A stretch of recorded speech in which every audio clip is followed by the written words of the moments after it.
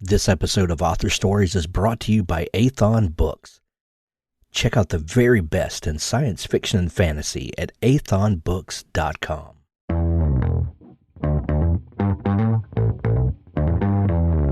You're listening to the Author Stories podcast,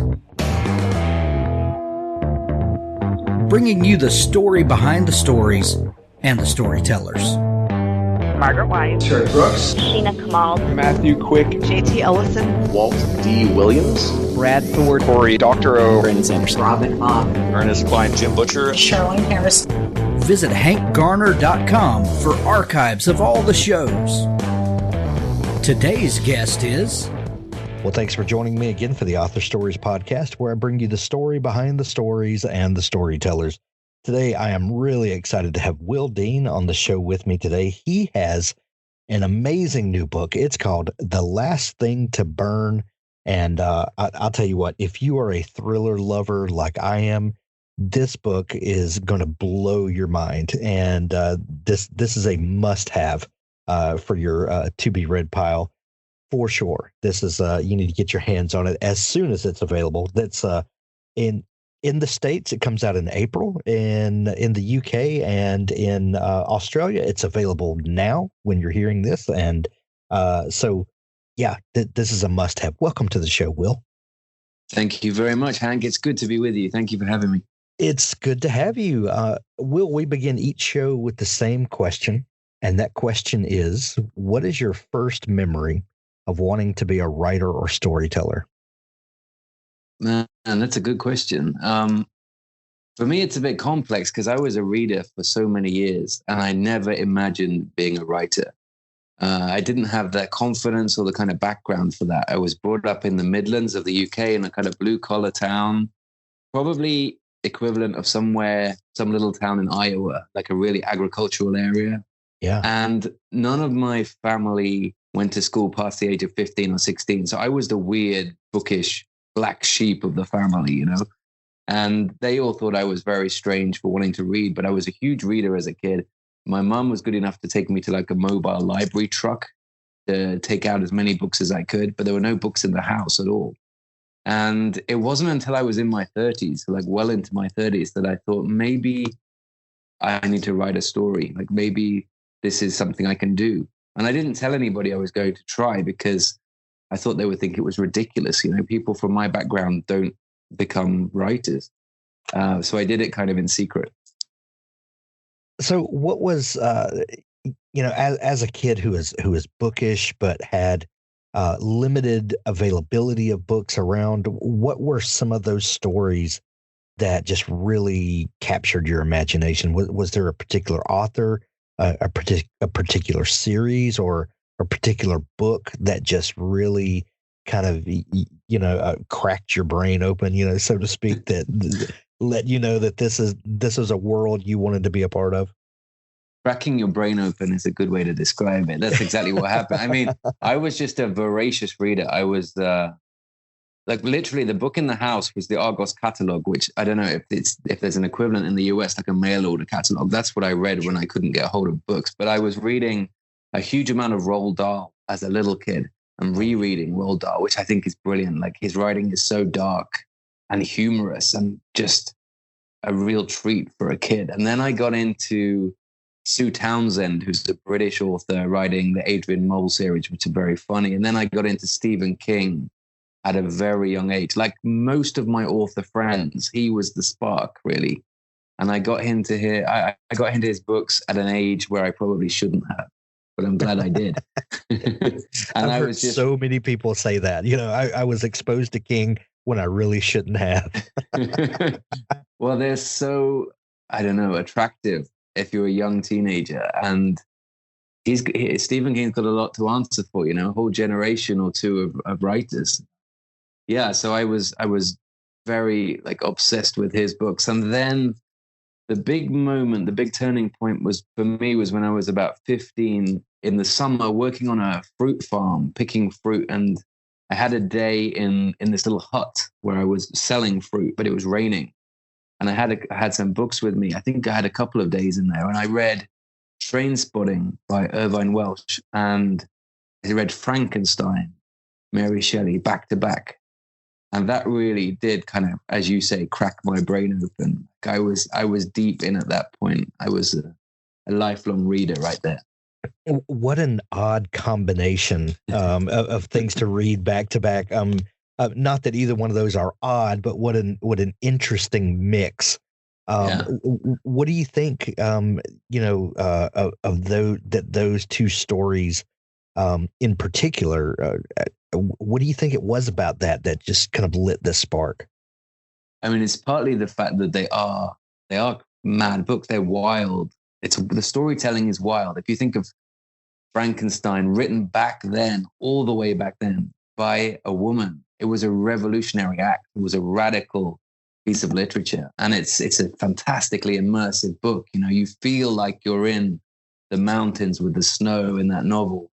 And the same with Trainspotting. Like, I've never been to that part of Edinburgh or Leith where the book is set, and I've never lived amongst that kind of world, that kind of heroine world. But I was right there reading that book, you know, in a hut, in a windswept hill in the middle of England. But I was right there in those tenement buildings in Scotland.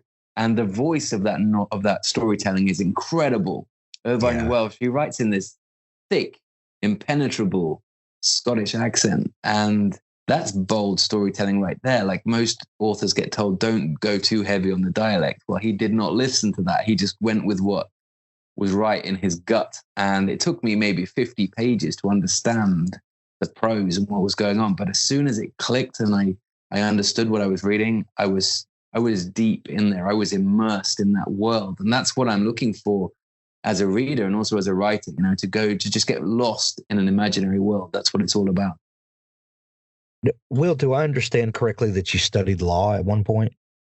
I did, yeah. I was one of those typical first kids to go to university types.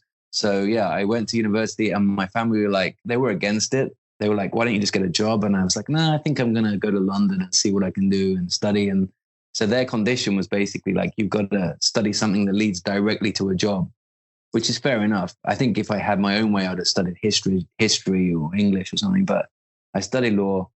And that was interesting. And then I did a lot of weird jobs for many years in London. Like, as soon as I graduated, I freaked out when everybody else went to like good jobs in offices. And I was like, I'm very outdoorsy, so I didn't want to do that. So I ended up working on the streets of London for 2 years, selling discount haircut coupons 7 days a week in all weathers, like the weirdest job. And my friends and my family were like, what the hell are you doing with your life? And for me, it was just a reaction against that idea of working in an office the rest of my life, which would have been a much probably better decision. But in hindsight, talking to strangers all day long, trying to sell them these haircut coupons, that was a really good basis for, you know, me building characters now in my stories. So I don't regret it. You know, there's a common thread, you know, amongst writers is that there's usually an experience where they got to meet lots of different people and characters, you know, form. Did you have any inkling when it was going on that, you know, as you meet people, oh, I'm definitely gonna take this characteristic from this person, or did you notice odd things about people in the moment? Or is it only later when you reflect back on it that you realize you had kind of collected this cast of characters? It's only now really that I realize what was happening. I think, you know, at that time I was literally just trying to sell a coupon to pay my rent. So I wasn't thinking, oh, this is an interesting bit of dialogue here. No way. I was just trying to make some money. But from an early age, as a little kid, I have always considered myself as an observer of people and not really a participant in life. I was more of a watcher. Like, as a kid, I was very shy and socially awkward. I felt like an alien amongst humans. And I was kind of watching these little humans trying to figure out what they wanted in life and what their secrets were and what their backgrounds were and what was going on here. And I'm still, in essence, trying to figure that out now. And that's what I do through my stories, is I'm trying to figure out, you know, a character or a couple of characters in each book and trying to go deep and figure out what their all about. I'm trying to understand humans. And same when I was a kid, same when I was trying to sell those coupons, same thing. So from selling haircut coupons to living in rural Sweden, how does that happen? Good question. We were in London for 15 years in total, lived in a tiny little 1-bedroom flat, which was fine, but it was very small. And I'm from like I said, a very rural area. My wife is Swedish. And so I wanted to move back to somewhere very quiet. And she maybe thought it was time to move back to Sweden. So we agreed, let's try and live in a forest, off grid, live a very simple, low cost life. So we found on the internet this swampy piece of land in the middle of a moose forest. It was very cheap because no Swedes wanted to live here. There was no access road, no water, no toilets, no anything. And we came here, we flew over on like a $10 ticket from the UK. The real estate agent picked us up from the airport. He was that desperate to sell this piece of land that's been on the market for years. He drove us here. The car stopped like 5 kilometers away. We hiked through the snow to get to here. And what we found was just like this hole in the forest with no neighbors, nobody anywhere near. And I fell in love with it immediately. And my wife, bless her, she said, if you want to do this, then let's do it. But like, let's have a deal. So if in 6 months' time, I'm terrified living here, then we're going to sell this and we're going to move to a town like normal people. And that's the deal we struck. And it took us a while to get this place going. Like we had to drain the land and I had to put in some kind of dirt track. And then we built like a flat pack IKEA style home, wooden house, which is the Swedish way. And I did a lot of the work myself. And then we've lived here now full time for nearly 10 years. And we kind of live semi off grid, semi self-sufficient, grow a lot of our food. We have our own well. We use firewood for heating and cooking. And it's a good place to read and write. We can kind of walk in any direction from our clearing for about a full day and we're still in the forest. Wow. That is amazing. So Will, all of this is going on where you're literally trying to survive and build a homestead for you and your family, and I would imagine that's pretty that sort of work can consume your living. At what point during all this did the pull to write start tugging on you? Because this was not from your own story, this was not something that you had left a life of writing and then went to this sort of new solitude. But did the writing bug catch you when you were in the midst of all of this in Sweden, or when did that happen? I think subconsciously in the back of my head, back of my mind, when I found this place and when we decided to move here, that's when I started to realize I wanted to write. But I had no idea if that would work out. So for the first year really here, I was just, had my carpenter hat on. That's all I was doing. And and I was reading voraciously then. I was reading a lot, like audiobooks, working outside in the woods, but with an audiobook on the whole time. Like I remember building the windows for our home, having or finishing that project, having The Secret History by Donna Tartt read by her on audiobook. And that's such a strong memory for me now, kind of finishing that last window, listening to her voice, which is incredible, and that book, which is incredible. So I was reading a lot and I was kind of psyching myself up to write, but I hadn't really told anybody at that point apart from my wife.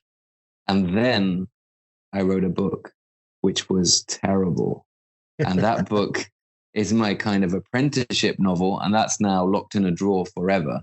But that's a book that took me like a few years to write. And I was submitting it to agents and getting rejected quite rightly by like every agent. And that was my learning experience. I haven't done any creative writing courses, but I rewrote that bad book so many times. It was such a painful experience. Resubmitted it, rewrote it. Got a bad book to the point where it was okay and agents were starting to get interested in it. And then I pulled it from submission, pulled it from them. And I decided, nope, I do not want this to be my debut novel. And then I wrote my debut novel, which was called Dark Pines. And that's how I got an agent with that book. Authors, I have a fantastic new service to tell you about. It's called PubSite. PubSite is a service to help you build your very own website, your home on the web, where you can promote your work and give your fans a place to connect with you. PubSite is a website platform that allows every author, regardless of budget, to have a great-looking professional website developed by the book marketing professionals at FSB Associates. PubSite is the new, easy-to-use DIY website builder developed specifically for books and authors. Whether you're an author of one book or 20, or a small publisher, PubSite allows you to build, design, and most importantly, update your website pain-free. No need to be dependent on a designer or webmaster to make a small but costly change to your website. Save the money and do it yourself. PubSite is the best platform for authors because it's a book-centric platform. PubSite was built just for authors and small publishers. Every design, feature, and layout is book-centric. They have customized designs for you to use. It's easy to build. No coding or HTML is necessary to create a stunning, professional-looking website with all the features you want. Get a custom domain name, yourname.com. It's simple to update. You can add all of your books, add a blog and a book tour, sell from any retailer, manage your email list and social media, and even do e-commerce.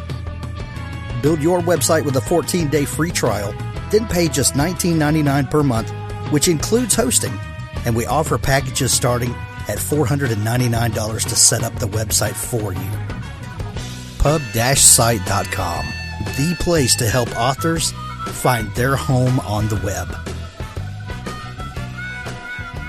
Dream Author by Sophie Hannah is an immersive 14-month coaching program for writers at any and every level of experience, and also for those of you who want to write and are just waiting for the right encouragement and guidance to get you started. Your writing dreams should make you happy. For so many of us, our dreams are not a source of happiness. Instead, they cause us stress, guilt, frustration, and even shame. Here's the great news. All of these feelings are natural and all writers experience them. The problem, though, is that when your writing dreams bring you more anxiety than joy, it affects your resolve and your productivity, and you end up not taking the action you need to take in order to propel your dreams in the right direction so that they can stand a strong chance of coming true.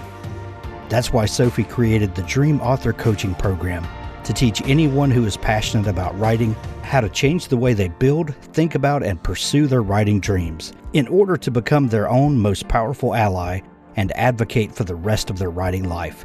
And more great news. Once you've learned that skill, it lasts forever. Visit dreamauthorcoaching.com to get started today. So Will, I like to ask people kind of their thoughts on audiobooks now, because this is, such a growth market in publishing right now. And we're kind of at that golden age, even though audiobooks have been around a long time.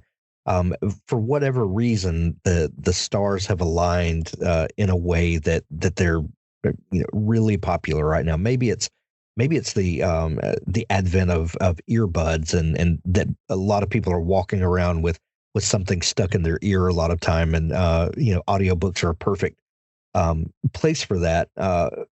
But you have this really great story of an experience with audiobooks that actually kind of helped to springboard you in a way. How do you feel about audiobooks and, other than this personal connection you have with it, but what do you think about the market kind of it at large and how audiobooks are becoming really a thing with the larger population?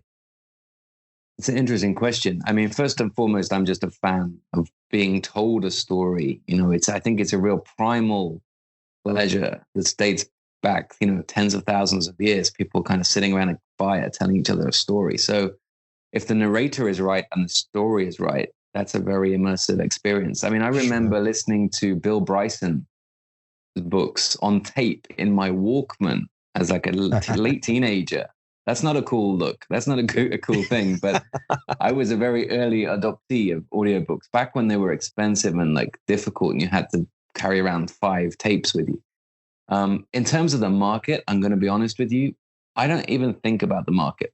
I'm not interested so much in the market. I think my editor is an expert in that, my publicist, my agent. I distance myself from all of the business side of things because I'm just about the stories, my stories. I'm just about reading and writing. And I find that if I was to get too deep into that side of things, which I understand is really interesting for so many people, it might cloud how I write or might influence how I write. So I don't give it any thought, none at all. I'm literally here in the woods trying to write interesting stories, and the market does what the market does, and I kind of just leave it to do what it does. Do you feel like you have an advantage over a lot of other people who might be living, in a city and, with a an outrageous rent payment that has to be made every month, and the bills and all the things that tug at you constantly that you have to overcome to become a writer because of your situation of where you live and the circumstances around where you live? Do you feel like that frees you up in a way that you don't have to care about the market? Because that is a lot of people's dream to be able to write freely like that.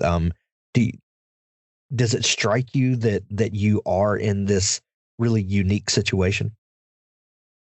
In a way, but I got to say, it's like a dream and a nightmare all at once in reality, because you might think to yourself, Jesus, that sounds great to go and write books and like not have any distractions. And on one level it is, but on the other level, I'm working my butt off, chopping wood and hauling wood and cutting down trees and repairing my road and repairing my well pump and clearing ditches and all this stuff. And like if I lived in London in the flat that I used to live in, I think I would have more free time, honestly. There's more distractions in terms of like you're attracted to things that consume your time, movies and theaters and friends and pubs and all those wonderful things that I really miss. So it's like two sides of the same coin. I'm lucky in that I've got no distractions here, apart from my kid and my St. Bernard and my Norwegian forest cat and my wife.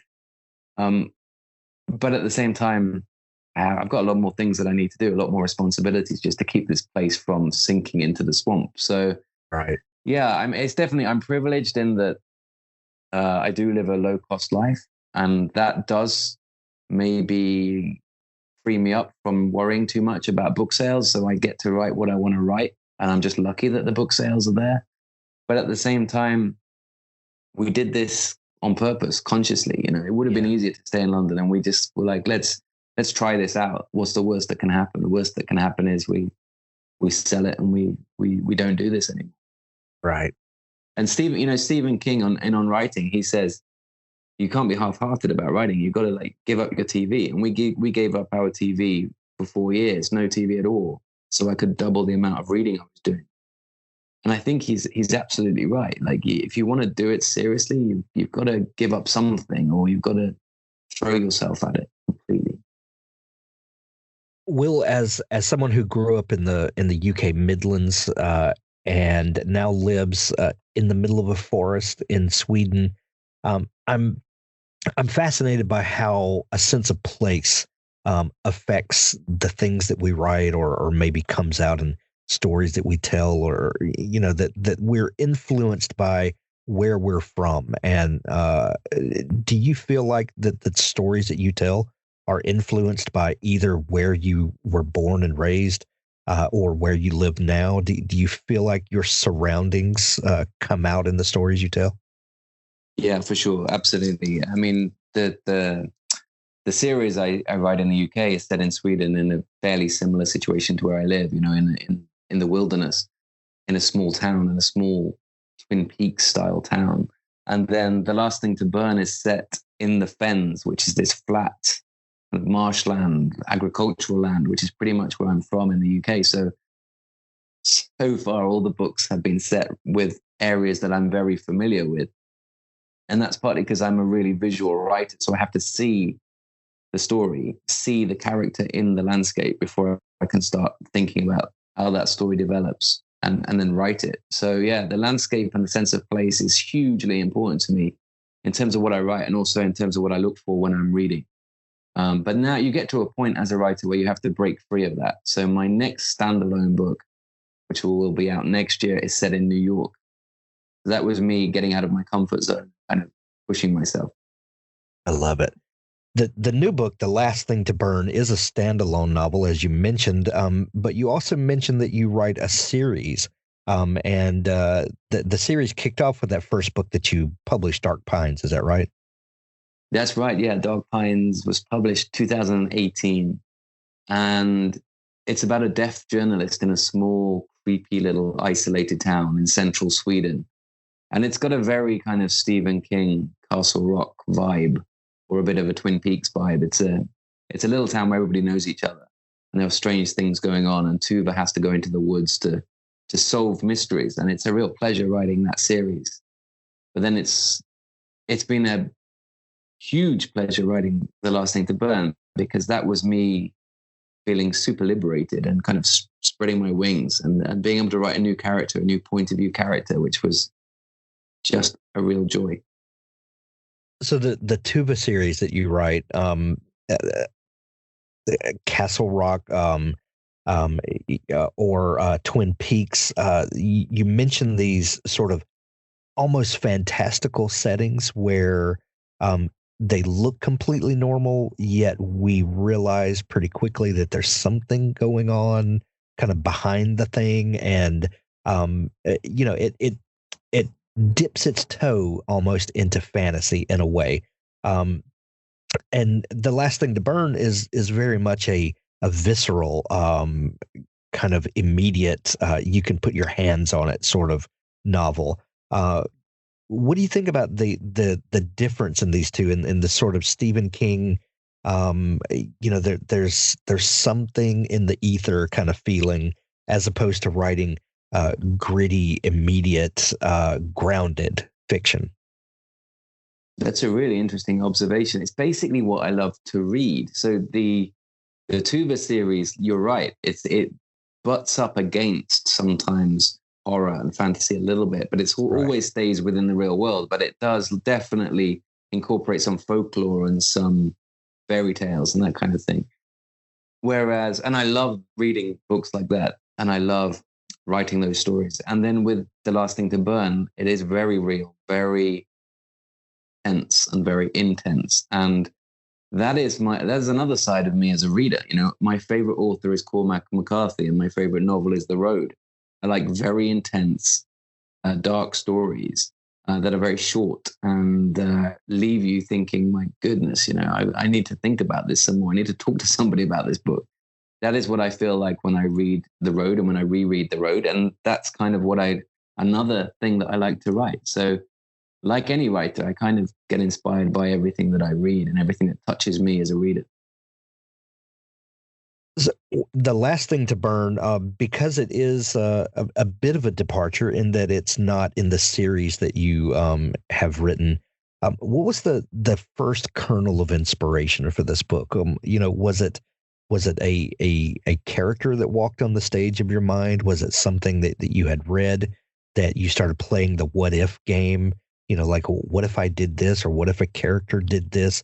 Do you remember what that first moment where the story began to sprout up and you realized there was something there? I do. I was lying in bed. It was midnight. I was awake. My wife was asleep. And I saw in my mind's eye, in that strange borderland between wakefulness and sleep, I saw in my mind's eye this flat landscape, this enormous, sprawling, completely featureless farm. And in the center of the farm was a tiny little cottage, two rooms upstairs, 2 rooms downstairs. And I saw this from a kind of aerial point of view from above. And I saw a woman going in and out of the farm cottage and walking around it throughout the day, but she never went very far away from it. And I came to understand, like just after midnight, that she wanted to leave this place and she could not leave. And then between midnight and 6 a.m., I told myself the whole story. I'd visualized the entire story, or at least all the key scenes. And I knew where she had come from, and I knew what she wanted, and I knew that she needed to get away from this place. And that's the first and last time that's ever happened to me, where I kind of woke up my wife at 6 a.m. and I say, I've got a book. It was a very weird and very intense night. And that was back in 2016. So it still took me a long time to actually write the book. Wow. This book feels familiar in a lot of ways, and I don't mean that as as a negative in any way. But there are hints of Stephen King, of maybe Misery. There are also hints of some stories that we've seen in the news over the last, I don't know, 5 or 6 years, where stories where a person has been discovered to have been a long-term prisoner of someone else, and the weird things that start, kind of uncovering from this being exposed. Were there any influences that you were thinking of when you were telling this story, and maybe things that, I know someone else has done this, let me be sure to steer away from that, or I'm going to lean into this because I know it's been done here, and I'm a fan of that. Do you ever think about your influences when you're writing? No, when I'm writing a first draft, I'm not that smart. Like, first draft is me just trying to get the story out. It's like an exorcism. I wrote the first draft of this book in 3 weeks. Wow. And it was just me trying to get it out of my system. And then once I'm rewriting and tinkering with the language and so on for the years to come, then I start to think about, where are the influences? What is this similar to, and so on. But when I'm actually writing the first draft, no, it's just a very, very weird fever dream kind of experience of me just trying to get it out onto the paper or into the laptop from my head without losing too much of its essence. And it has been likened to Room by Emma Donoghue and Misery by Stephen King, like you say. And I take that as a huge compliment, It's definitely similar in terms of it's the book is two characters, really, two main characters. One is holding the other captive on this farm, controlling her every movement, her every decision. So there's definitely similarities there, but there are also differences. Like, obviously with Misery, he's trapped in that bedroom. With Room, she's in that kind of garden room, that shed. With this, in a sense, this is worse because they kind of have a charade of a marriage. Like, it's like a farce of a marriage. So he thinks that she's his wife. That's how he acts. And so she's free to walk around the farm and do the things that he wants her to do, in terms of cleaning and cooking and so on. So she can always see out. This is the difference. She can see hope. It's always just out of her stretch, out of her reach. She can see because the land is so flat on this farm, she can see kind of 6 or 7 different church spires in the distance and a road with traffic, and she can never get there. So I thought that was kind of extra horrific in a way, that she's constantly seeing civilization on the horizon. And in the case of churches, some sense of sanctuary will help, but she can never quite make it. The idea of hope that plays out with the character of always being able to see those spires and knowing that it's just beyond reach. Was that something that fueled the writing for you? Was the sense of hope, or was it the antithesis of that? Was it holding hope just out of her reach? Where did either one of those emotions kind of fuel the writing? For sure, it's both of those things, definitely. I think any human needs some kind of hope, and with the main character in this book, it's a bleak existence. The first half of the book is bleak, but she has hope from a couple of different things. She gets hope from rereading of Mice and Men, which is the only book she has, one of her only possessions. She gets hope from the memories of her family back home in Vietnam. She gets hope from a sense that there might be a future and one day things might improve. Maybe Len, who is this farmer, maybe he'll have an accident one day. Maybe she'll get away. So yeah, I think hope is hugely important. I like dark fiction, but there needs to always be some light against that shade, even in the road, which is incredibly bleak. You have those moments of having a Coke or eating those that tinned fruit, or just the idea of trying to get to the ocean. So yeah, I think it's super important to have the darkness and to have the balance with at least some hope. In The Last Thing to Burn is a standalone, which we've talked about. How is the process for you different in writing a standalone or writing one of the books in your series? With a series, you have a lot of the world building, for lack of a better term, already in place. Characters that are going to be familiar to the readers, things that you don't have to recreate each time. But with a standalone, you get the freedom of it literally being anything that you can imagine.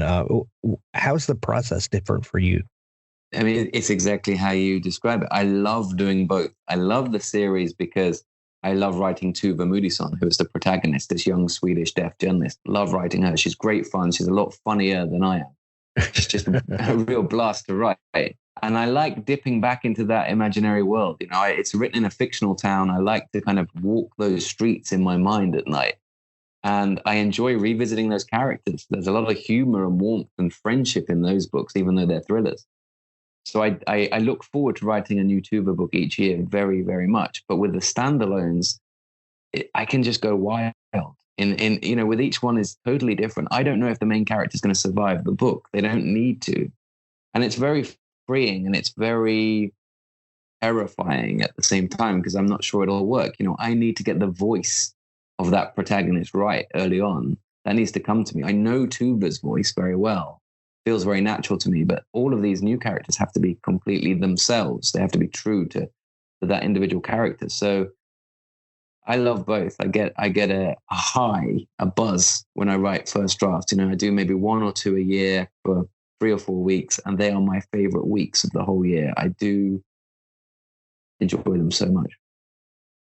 Most writers, when you talk to them, might spend 6 months on a first draft.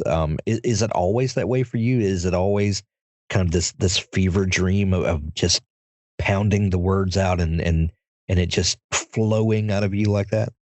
Yeah, so far. I mean, who knows what's going to happen in the future, but so far. And that comes out of terror. That comes out of my fear because I can't hold up an imaginary world for 6 months. I'm just going to lose parts of it. I'm going to lose my connection with some of those characters. I can't write that intensely for 6 months, and I want to write intensely. It's the only way I can write. So if I write for 3 or 4 weeks, first draft, then say for 6 months before that point, I've visualized the story, and it's kind of crystallized in my mind. So I know more of the details, more of the key scenes. I'm familiar with the characters. I haven't written anything down. I don't write notes, but I see the book as I'm driving. I see the book before I go to bed each night.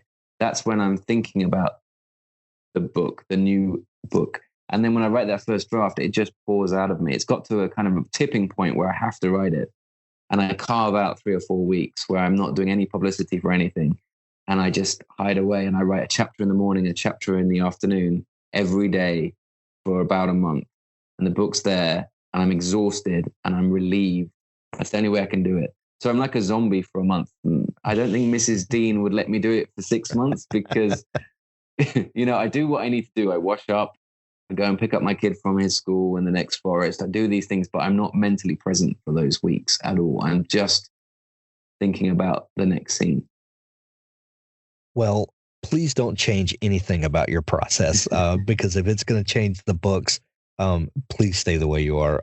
The new book, The Last Thing to Burn, is available right now. If you're in the UK or in Australia, will be available in the US in April 20th, I believe is pub day here. Will Dean is an author that you definitely need to follow. We're going to put links in the show notes of this episode where people can grab The Last Thing to Burn, either in Kindle edition or hardcover or audiobook. However you love books, you can get it in those formats. Will, if people are just learning about you and want to follow along for all the stuff that you do, is there a place they can connect with you online? Absolutely. Yeah, I love social media. Some authors love it, some don't like it so much. Because I'm in the forest on my own, I love it. So I'm on Twitter and Instagram at Will R. Dean. And then I'm on YouTube as well at Will Dean Forrest Author. And that is not really about my books. The YouTube channel is there so I can lift the lid a little bit on publishing, how to write a query letter, how to write a first draft, how different parts of the publishing world work, so that writers who are just starting out can get a bit of an insight, because it can seem like a secret world and seem quite impenetrable. So I wanted to kind of answer questions and try to help out the next bunch of writers coming through. Excellent. We'll put links to all those places in the show notes as well. Will, this has been so much fun chatting. I absolutely love the new book, The Last Thing to Burn, and I hope everyone gets it and falls in love with your writing. Thank you so much for taking time to come on the show. Thank you very much for having me, Hank. This has been fun. Thank you. Authors, if you're looking for a partner to help ensure that your book is the best it can possibly be, look no further than Pico's House. Crystal and her staff make a conscious effort to be critical yet courteous. They also strive to make the business side of things run smoothly so that you can rest easy knowing that your manuscript is in capable hands. Whether you need beta reading, developmental editing, a manuscript critique, line editing, copy editing, or proofreading, Pico's House is the one-stop shop for you. Check them out today at picoshouse.com to get started. The Bad Company Complete Series Omnibus, Books 1 through 7. Humanity's Greatest Export, Justice. Space is a dangerous place, even for the wary, especially for the unprepared. The aliens have no idea. Here comes The Bad Company. The Bad Company Book 1, Colonel Terry Henry Walton takes his warriors into battle for a price in this first installment of The Bad Company. He believes in the moral high ground and is happy to get paid for his role in securing it. Set in the Cutherian Gambit universe, Terry, Char, and their people humans, werewolves, were-tigers, and vampires form the core of the Bad Company's direct action branch, a private conflict solution enterprise. Join them as they fight their way across Tissakinnon 4, where none of the warring parties were what they expected. The 7-book series omnibus includes The Bad Company, Blockade, Price of Freedom, Liberation, Destroyer, Discovery, Overwhelming Force. Grab the complete Bad Company series by Craig Martell now. How to Be a Badass Witch by Michael Anderle. Virtutus Gloria Mercies. Translation: Glory is the reward of valor. Fed up with playing the normal game, recent university graduate, ex-cum laude, ex-soccer star, ex-popular and mostly broke Cara Madano changes her life when she decides to research how to be a witch and believes it. Cara didn't want to go back east and deal with her overbearing mom, so when university was done, she stayed behind in Los Angeles. Little did she realize how controlling moms can be from the other side of the country. Feeling a little desperate to make her own way, she buys a few books on business and one on a lark, How to Be a Badass Witch. That's when the trouble started. Find out just what trouble a young woman can get into when the magic just might be real. How to Be a Badass Witch by Michael Anderle.